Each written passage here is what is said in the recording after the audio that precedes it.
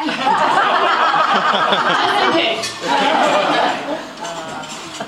didn't realize until I started writing the speech that I have known Nathaniel for almost exactly half my life. When this set in, I started to panic. I wondered how I could possibly fit 15 years of friendship and memories into a 5-minute speech. What does she mean to me? How do I sum it all up? And what's off limits?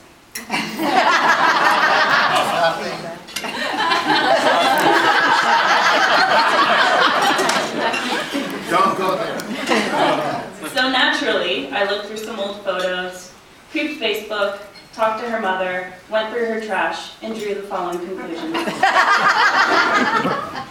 First off, Nat loves me. Nat and I were very different from each other in high school. She was a star goalie for the soccer team. I was a gymnast. She took arts, I took sciences. Her friends hung out in the cafeteria, and mine cut class before lunch. She had a mushroom cut, which she rocked right up until grad. I did not. But somehow our paths managed to cross anyway when I walked into my art class on the first day of high school. Running late as usual, I took a deep breath and opened the door. Not knowing a soul in the room, I looked around for a friendly face. And there, like a ray of sunshine, was Nat, smiling big and waving me in. Aww. Almost immediately, we were finishing each other's sentences, chasing boys, and hatching plans for world domination. Nat loves bringing people together. She organizes ski weekends, cottage getaways, stitch and ditches, road trips, relaunches, theme parties, fancy dinners, training workshops, group diets, pre-wedding hikes. Yes, that was actually fun. Her laugh is infectious, her game is airtight. She's a total class act. People love working with her and being around her wherever she is. Seriously, I doubt she ever gets any alone time. Hers is a presence always welcomed. I'm sure wars could be won peacefully if planes dropped care packages of Nathaniels instead of bombs. That brings me to my next point. Nat gets what she wants.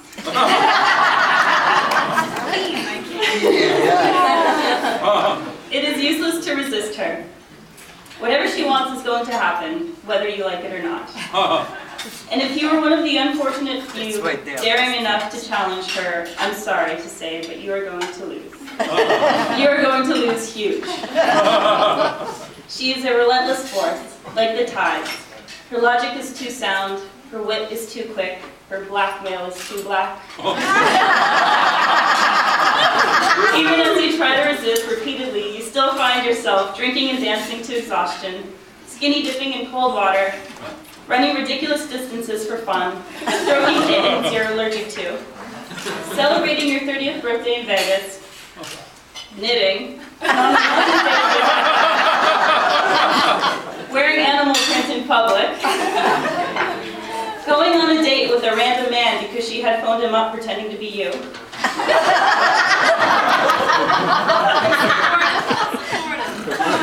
carrying the aforementioned kitten turned claustrophobic Siamese cat onto a plane. Well played, Nat. And the list goes on. I'm sure we can all agree that whatever Nathaniel wants, Nathaniel gets. And Mark was no exception to that rule. Soon after she met him, she wanted Mark. Mark is a good man. Nat and I found ourselves living together in the spring of '09. One night she casually mentioned she was going on a date with a guy she met at a triathlon workshop. She played it off like she was way too good for him. Obviously trying to avoid disappointment, but I didn't clue into that at the time. So around midnight, in anticipation of a good male bashing session, I poured 2 glasses of wine and eagerly awaited her arrival. I heard footsteps at the front door. More feet than I was expecting.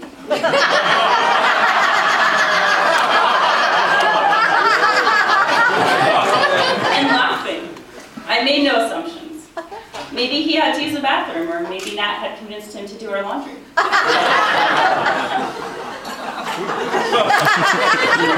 The footsteps got closer, and Mark strolled right into the kitchen. I gave him the evil eye. You must be Mark, I glared. He did not squirm. And after some idle chit-chat, I was quite enchanted. I had been expecting a total loser, but instead was handed...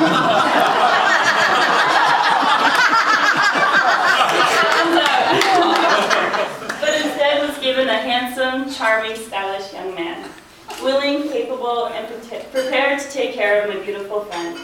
I softened my gaze and have been warming up to Mark ever since. After he left, I handed Nat some wine as she swooned. I then realized she had brought him in to get my thumbs up. Here it is again, babe. Mark is an Iron Man.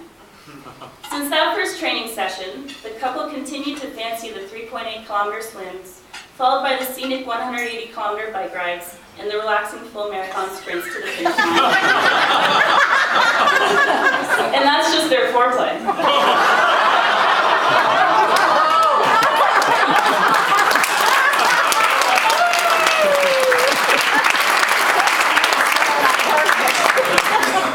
These activities done in succession, minus the foreplay, is called an Ironman. Well, it was only a mere 7 months before Nat's Ironman took her ring shopping. Mark, however, might tell you a different story, that she took him ring shopping. Either way, it has brought us all here today, to one of the most beautiful places I've ever known, surrounded by some of the finest people I've met, celebrating this beautiful union that will no doubt spawn adorable, charming, demanding little iron children.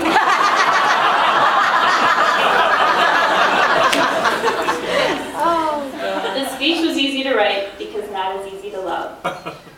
And so my final conclusion is that I love Nat. I couldn't be happier to be here today, or more honored that she chose me to stand beside her. Here's to my best friend Nathania and her new husband Mark. May they continue to find strength in each other and true love forever. Cheers. Cheers. Cheers.